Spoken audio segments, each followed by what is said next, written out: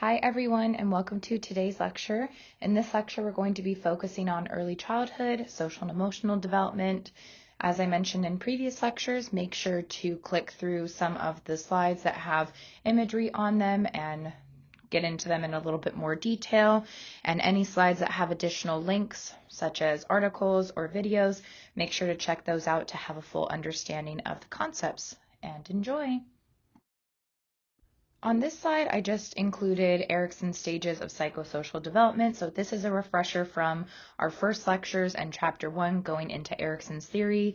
So just remember that people are moving through stages where they are confronted with conflicts between their biological drives and their social expectations, and the way in which conflicts are resolved determines a person's ability to learn, their interpersonal relationships, and their ability to cope with their emotions and anxiety. So for example, in this lecture, we're going to be touching on the preschool years and initiative versus guilt stage. And so this sets up conversation for later discussion in today's lectures related to parenting styles and guidance. So just keep in mind that through all of our lectures, we are focusing on different kinds of theories, and Erikson's stages of psychosocial development support social and emotional learning. On this slide, I wanted to talk about some of the factors that influence social and emotional development. So these are things that we can think about at any stage in our development related to social and emotional learning. And so do consider that we have individual factors, our social environment, and environmental influences. So think about ways that each of these areas might impact emotional and social learning. So for example, when we're looking at individual factors, we are diving deeper into temperament. So children who are temperamentally difficult may be more overwhelmed by sensory input, for example, and a child who's more easygoing may be able to engage in day-to-day transitions with ease. We also see that developmental stage is important to recognize for individual factors. So we see that older children are better able to understand, express, and regulate their emotions. They have better language skills and they're more advanced with their cognitive skills. So just increasing age and development supports the ability to regulate our emotions, connect with one another, be able to problem solve and communicate. If we're looking at social environment, we see areas like parental conflict, chaotic environments, and stress. And so if we're looking at parental conflict, we have maybe parents who are fighting a lot or who can't control their anger.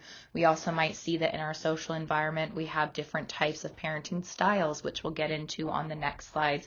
So that kind of overlaps between social and environmental influences. So how our parents might interact with one another can lead to differences in parenting styles. And we'll see that it could potentially lead to a chaotic environment. This could also be an environmental influence, so there is a little bit of overlap. Maybe we live in an environment where there is higher crime or there is more likelihood for violence, and then this leads into our social environment within our home or within our school. This could also lead to a lack of routine and inconsistent expectations.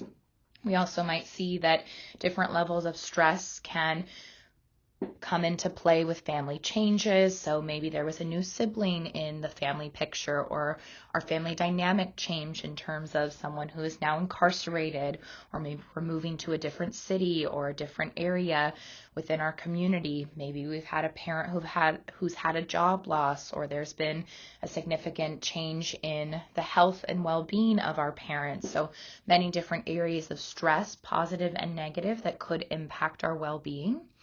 And the family areas in general, who our family members are, the amount of support that they have available, the different kinds of resources within our environment, those all impact us socially and emotionally. Different kinds of disciplining practices and parenting styles that we see.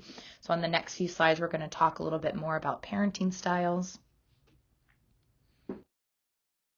On this slide, I've just included a graphic image that can help you to better understand the different parenting styles. I'd highly recommend utilizing this. This is something that can help you to visualize the different parenting styles, especially when we're seeing that some of them have similar names, such as authoritative and authoritarian. But really what we're looking for here with this imagery is the key words of warmth and responsiveness and demandingness and control. So you'll notice that The authoritative parents are high in warmth and responsiveness and high to moderate in demandingness and warmth. And it gives a little bit of examples on the types of interactions that we might see between the parent and the child.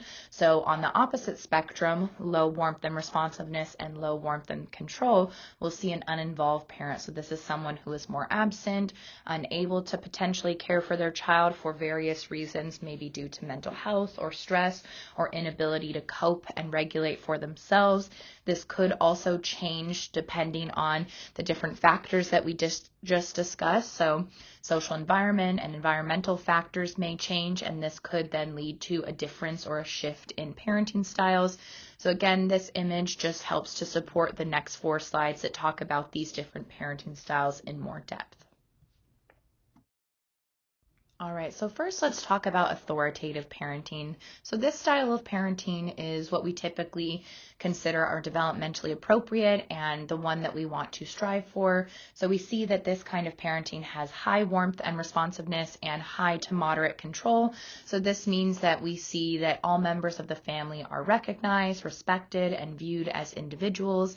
And we see that verbal give and take is encouraged. So children are encouraged to express their ideas, their needs, and we see that parents are warm and nurturing and sensitive to children's needs. So when there's an issue or a problem, or we see that there is something that the child is not able to attain on their own, we give as much support as we can, but we do have high expectations for the child. So maybe we set a rule and we have a limit, or we lead into different kinds of strategies that we might utilize for positive guidance techniques. And we see that this relationship dynamic is close, enjoyable, there's a secure attachment, emotionally fulfilling. So children are able to express themselves and try out different things. Children are more likely to identify with their parents, and we see that they're sought out by their peers. So it not only leads within the family dynamic, but also within the child's peer groups, their community, their social settings. We see that children are better able to develop their own autonomy, so they're able to try things out on their own, and they're more likely to be confident within their ability to try things out. So when we were looking at different kinds of levels of attachment, we see that children who are more securely attached are more likely to venture off and play and try things out. This is the same with authoritative parenting. Parents are there to support, and then they are encouraging self-direction. So even if we make a mistake, parents are encouraging us to try again. And we see that parents are an active guide in children's development, and they adjust more easily to children and allow for more freedom. We also see that when there are differences in temperaments, parents are able to adjust their guidance styles and adjust their ways that they guide children and lead into the goodness of fit. So although we might have a different temperament than our child, we're able to adjust our parenting needs for that child. We also see that there is a lot more negotiating, compromising. Children have a better understanding of the rules, so parents are able to explain the reason as to why this is a rule, and not just because the parent said so, but because this is an unsafe action, or these are the reasons A, B, and C why we need to make sure that we do this. More likely to use different elements of positive guidance, providing choices, natural and logical consequences, redirection, having opportunities for children to participate in a wide variety of experiences, trial and error. We also see that there's better ability for social functioning, more empathy, and also children are able to take on more roles and responsibilities. And this leads into better intellectual development and performance in school. So for authoritarian parenting, this is where we see that there is low warmth and responsiveness and high elements of control. So although it sounds similar to authoritative, this style of parenting is going to emphasize conformity and obedience. It's going to limit children and restrict them of different types of behavior. And because there is a low level of warmth and responsiveness, we do see that there is little give and take. So children don't have the ability to provide their answers and to engage in much authority here. We see that there is not a reciprocal dynamic relationship, and that there's little room for children to be independent and express themselves, to share their ideas, and there's not a lot of opportunity for problem solving, and children aren't encouraged to think for themselves. And unfortunately, this style of parenting does lead to children being shamed and blamed. They might be yelled at. Inappropriate guidance and practices might be used, such as yelling, commanding, criticizing children. High levels of control are within this style of parenting. We also see that there is little communication, and children are often not listened to. So with our authoritative parenting, we saw that there was that reciprocal relationship. There was more negotiation. Children had an understanding of why behind the rules. But with authoritarian parenting, this is where the parents are saying, because I said so. Because I said so, these are the rules. Because I'm the parent, there's no room for the child to say, well, what about this? Or to question it. And if children do question, this often might lead to punishment. And we do see that authoritarian parents are more likely to use corporal punishment. And this is a frequent disciplinary measure. We also see that timeout is often used as a negative way of reinforcing behavior for children. And so even though there are appropriate ways and research to recognize that timeout can be an effective method for helping children to emotionally regulate and take time to calm down. Unfortunately, with authoritarian parents, because we're seeing that there is high control and low warmth and responsiveness, there's a negative outcome with timeout. And so we see that this concept is often misused, where its original origins are geared towards giving children space to calm down, and we see that they're using timeout as a disciplinary technique where children are separated. They're not given an opportunity to talk about their feelings and have discussion related to appropriate behaviors and given specifics on why they need to adjust their behavior or what's expected, or having an opportunity to engage with an adult with warmth and responsiveness as well as empathy. We also see that children are in some cultures sitting alone, and this is an effective form of punishment, and for others it produces an angry child, and so children are more likely to act out in school or other settings when their parent is not present. And because there is a lack of self-control within this dynamic, we do see that there is then a lack of self-control and more anxious behaviors when children are around their peers, and that they have ineffective social skills. So all of those things that the parent is doing, like yelling, commanding, criticizing, engaging in shaming and blaming, we see that this is then utilized within peer groups and in other settings. Children also don't have as effective and increased abilities to solve problems on their own because they're not afforded the opportunity to solve problems within their parent relationship. And we see that they may be more likely to be frustrated. With permissive parenting, we see that there is high warmth and responsiveness, but low amounts of control. And so although we have parents who are warm and nurturing and communicative, there is little control. And so often this is where we see that children might walk all over the parent. And so they're overly tolerant, and there's a lack of rules or constraints. So when we're thinking about rules, we need to have ones that are developmentally appropriate for children's age and recognizing their abilities. However, if we have lack of rules completely, this is where things could get out of control, and we also see that this could be misuse of children's guidance, and so there's more opportunities for parents to be the cool parent, and I put that in quotes because you can still be a cool parent while having levels of control and having appropriate rules. However, we see that children are making most of the decisions, and they're kind of the run of the household. They decide when and where and how things are going to happen, and because we have parents who are permissive, we see that they're more inattentive and they're not as actively involved in setting the rules and establishing guidelines for children. And so this often leads to the parent being more friend-like. And we see that this could then lead to behaviors of the child being more immature, irresponsible, they're less regulated. So for example, if we're thinking about bedtime or thinking about routines, a permissive parent would not have a set bedtime. Maybe the child is allowed to eat whatever they want and watch TV for all hours of the night. And so there's not a set routine. And then maybe once the child gets to school, They feel that they don't need to follow the rules at school because at home there are no boundaries or a lack of.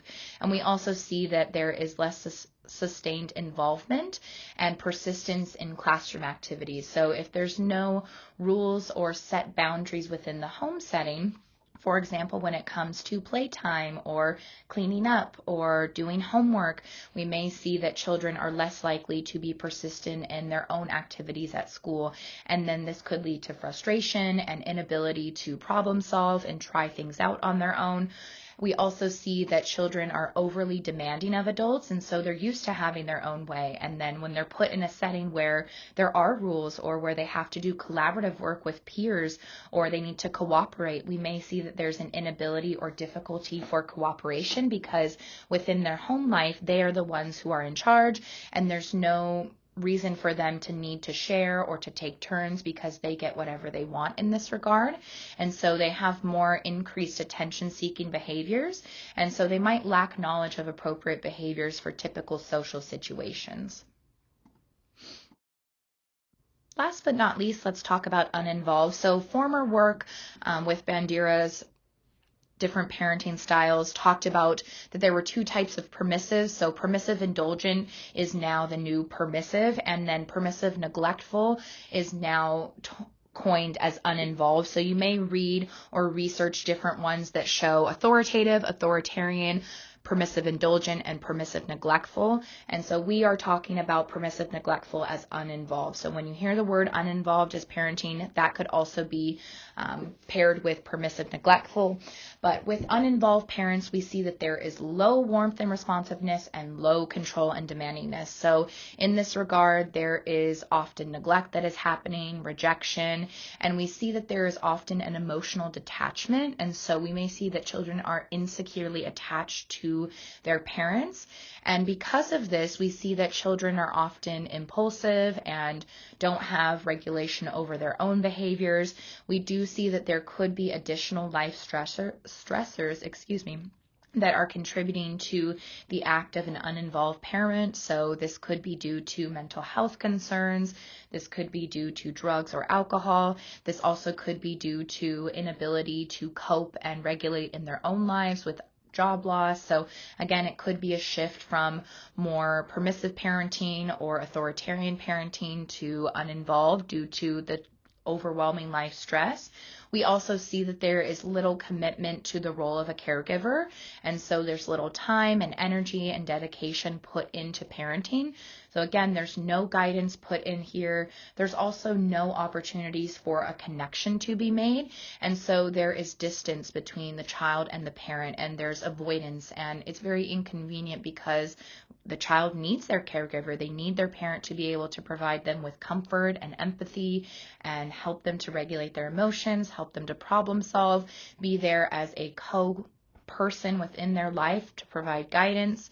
And we see that there may be erratic forms of discipline. So we may see that there is one moment where there is a little bit of nurturance, and then another moment there's a rule set in place, and there's inconsistency throughout the kinds of caregiving styles that we might see. And often children are treated unfairly, and they might be victimized by their parents because there could potentially be a lack of knowledge and also a lack of ability to provide proper caregiving. We also might see that the parent themselves is unable to provide care for their own well-being, and so then this leads into their parenting style. And unfortunately, we see that children are often expressing hostility and anger, and we do see that they're not taught appropriate social behaviors and they don't know how to control their own impulses. Again, because there is a lack of warmth and responsiveness, if a child was to need nurturance and guidance and empathy put towards them in a moment of distress or panic, this is not provided by this parent. And we also see that children are more likely to be involved in precocious experiences, and they might be more likely to experiment with sex and drugs and alcohol early on, and they might have an unhealthy relationship with those outside factors as well as themselves. And we see that as children become adolescents, there's poor psychological adjustment and worse outcomes within their school settings and their peer environments. On this slide, you'll see I just have a little bit of information about how emotions can be expressed. And so when we're thinking about emotions, we can think about them in a physical state, a behavioral state, or a cognitive state. So given the physical state, we can see how emotions make you physiologically feel at any given moment. So we can think about fear or anxiety or sadness or anger or surprise. And so those are different emotional states that we might be feeling at any given moment. But then there might be ways that we behaviorally express our emotions, or how we interpret or cognitively understand the ways that emotions make us feel. So behaviorally, if I am experiencing anxiety, I might express this emotional state in the form of moving around the classroom, or maybe I am having different kinds of unwanted thoughts, or maybe I am starting to, tap on the table, or I need a fidget toy, for example, or maybe I'm grinding my teeth. I had a little girl when I worked in the 2-year-old classroom who felt a lot of anxiety, and she would pick at the skin on her nails. And so we would give her alternatives such as Play-Doh or a squishy toy to support that physical, emotional state, and also to help her to regulate that behavioral expression of that emotion. And then cognitively, this is how we experience the emotion, so how we interpret or evaluate the emotion. So we might all have, in a room full of people, everybody who might be surprised, for example, but the way that we behaviorally respond as well as interpret those emotions can look different. So I might take in surprise as something that is eager, and maybe I am excited to try that again, or the way that I express that is through, a different facial expression than another person, and I might interpret or store away the way that surprise made me feel with a positive experience or memory, whereas somebody else might have been surprised and it was correspondent with fear, for example, or disgust. So the way that we interpret our emotions and evaluate them comes out differently. If we were to have a group of people listen to different types of music, we might have a different emotional state that is expressed when listening to that kind of music, and then the way that we express it and interpret it could be potentially different. So again, these are just different ways of thinking about emotions, and there are a wide range of emotions that we could feel, and the complexity of emotions is very deep. Now, I'm sure that many of you have heard of the classic movie that is now very on trend, is the Inside Out movie. So do consider that emotions can have multifacets, and we may have mixed emotions at different kinds of events or circumstances within our lives. On this slide, you'll just see information pulled from the California Learning Foundations related to emotional regulation. So how do children regulate their emotions? So depending on the emotional state that a child is in, we're seeing that there's different levels of how they might respond and regulate their emotions. And so, for example, if a child is having a meltdown, they need a sensitive and responsive caregiver to help them to realign their central nervous system. And so they might anticipate the need for comfort and try to prepare themselves, and maybe they're asking for something, or they're changing their different response to their environment. So they might tug on your sleeve, or they might start to cry, or they might ask for help. And so we can provide different levels of guidance. And the wonderful thing about having adult support is we can give children different strategies on how to regulate their emotions. So this comes into play when we consider the different elements of temperament and the different social environments and the different kinds of skills that children currently have and what they might need to know for the future. So by the time children are 5 years old, they're better able to pay attention to their thoughts and their feelings, their impulses. They do have some strategies already to go in terms of how they might regulate their emotions, and so they might use self-talk, or maybe instead of asking for their blanket before nap time, they're better able to know where their blanket might be and say specifically, I need this, I'm going to go grab this, and they could even be supporting another child. And so there's different levels of emotional regulation, and the importance of having emotional regulation skills leads children into being able to do things on their own, problem solving, being able to have more persistence within different tasks, build more strong connections with peers. So there are many benefits of being able to regulate our emotions. But the key for emotional regulation isn't just age-wise where we're at, but also the different levels of how we might support a child. So having emotional regulation ourselves as an adult better sets a child up for emotional regulation themselves. On this slide, you'll see the preschool ruler tool, and this is a great study that was done to look at identifying skills that children need and can be taught to increase their emotional intelligence.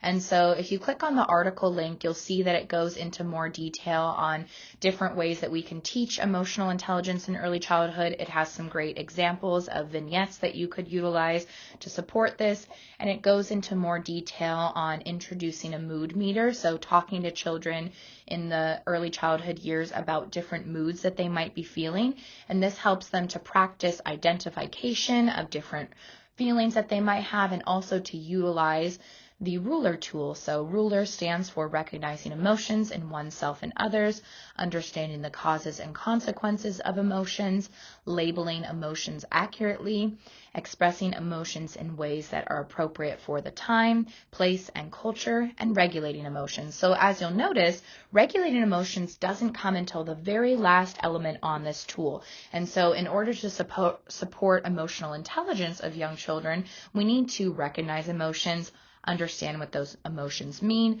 label them accurately. And so there's different levels of how we can support children's emotional understanding.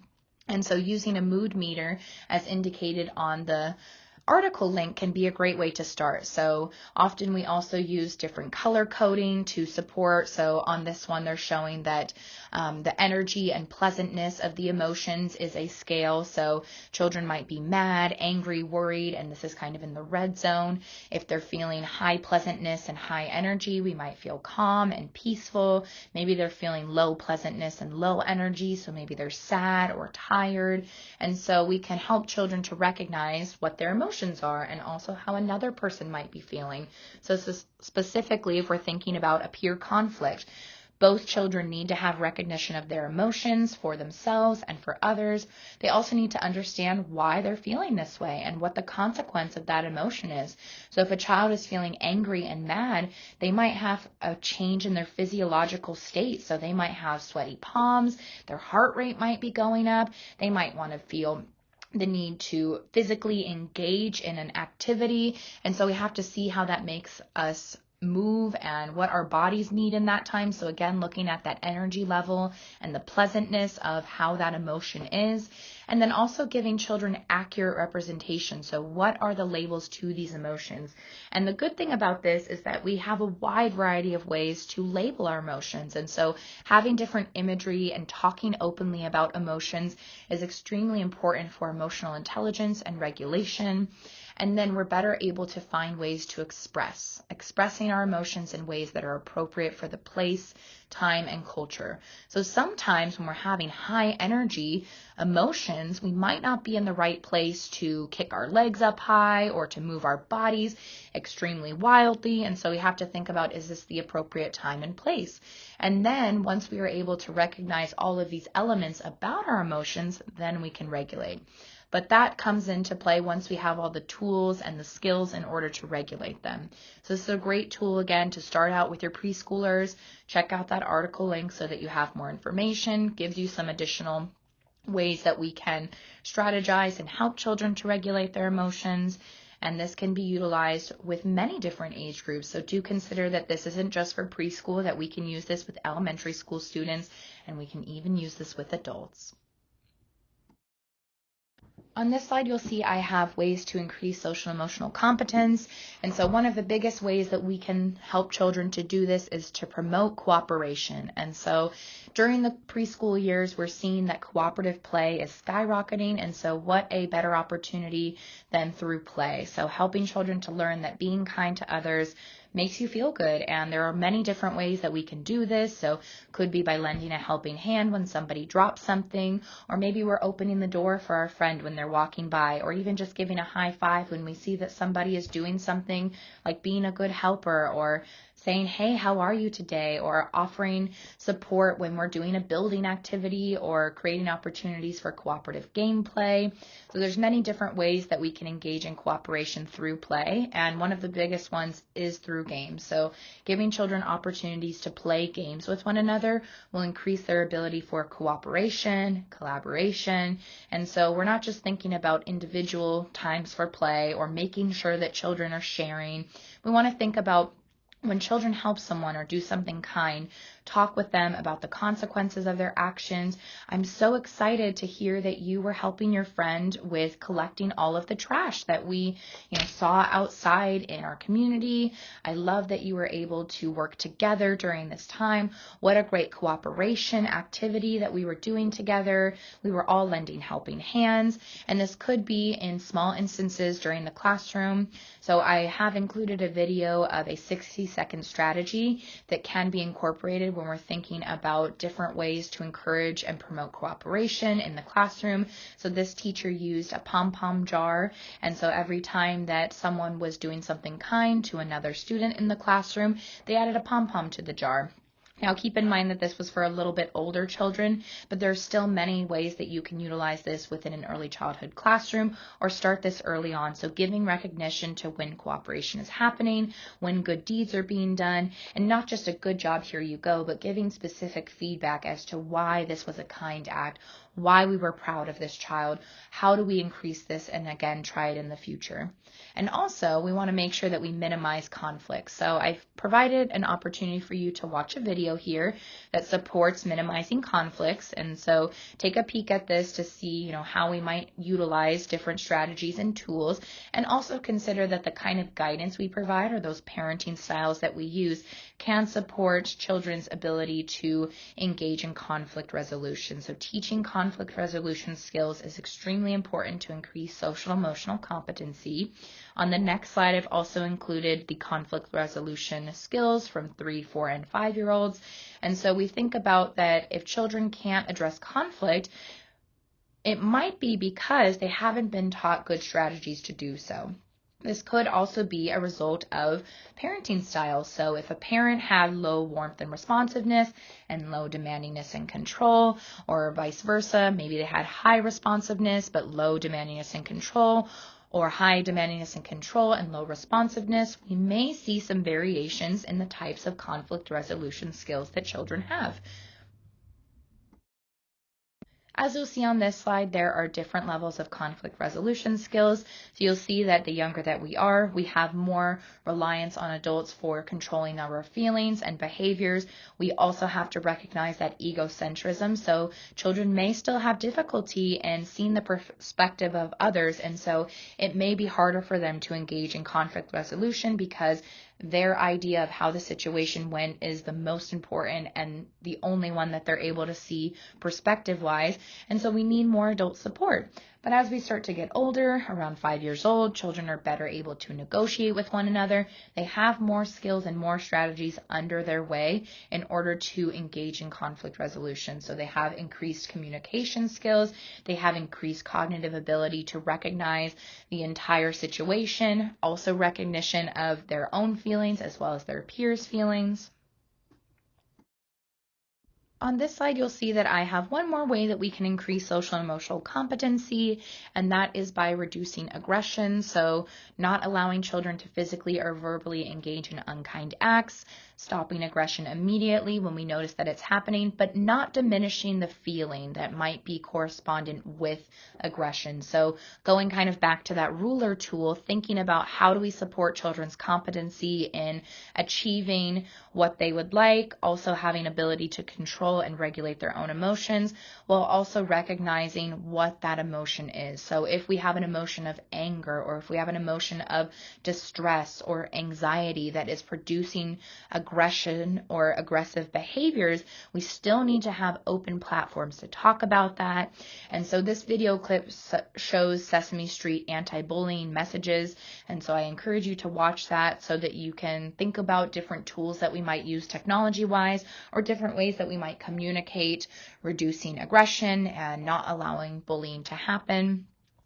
So do think about how you teach alternative ways of getting what you want without aggression. So if you are having an aggressive behavior, what can you do as an alternative? What are alternative ways or choices that we could provide to children to express where that aggression is coming from? So going back to that ruler tool, how do we target recognition of our emotions? How are we feeling? So really diving into all of those different levels. So the first one, again, is recognition of emotions and then understanding those. So if we can understand why we were engaging in aggressive behavior, it can better help us to regulate those emotions for the future. And we also want to help children to learn to use their words, wait for their turn. And so this is also coming with stages and ages. So we're still working on different ways to communicate and different ways to negotiate, different ways that we might problem solve. And taking turns is hard, especially if we're not provided with a wide range of opportunities to do so, as well as we need opportunities to talk about and express how we're feeling in different moments. Last but not least, on this slide, you'll see that I have different ways that we can use play to support social and emotional learning. Now, these are not all the ways that you can go into using play to support this.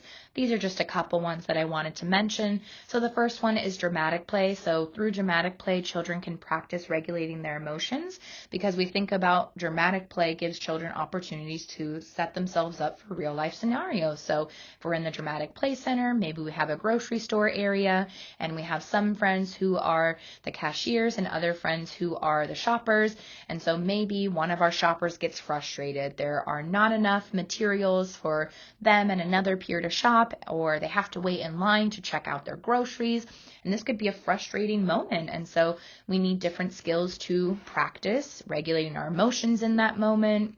We also see that there is a higher development of self-concept, so stepping into different roles, recognizing our interests and what we want to be able to accomplish. We also see that, again, this is a management of real life situations, so going to the grocery store or going out to the park to play, or helping caregiving with the babies in the dramatic play center. We also see that rough and tumble play can be a great opportunity for increasing social and emotional learning because it mimics aggression without the intention of harm. We also see that it contains expressions and gestures as well as open communication. So this also gives way for healthy boundaries for self and for others. So I included a great video that walks you through an appropriate setup of a rough and tumble play scene. And so the video talks about how children can set up boundaries for themselves as well as others. So while you're watching this video, I want you to think about how rough and tumble play can increase social emotional competency, how are boundaries set, how are children able to communicate openly with one another and express their feelings.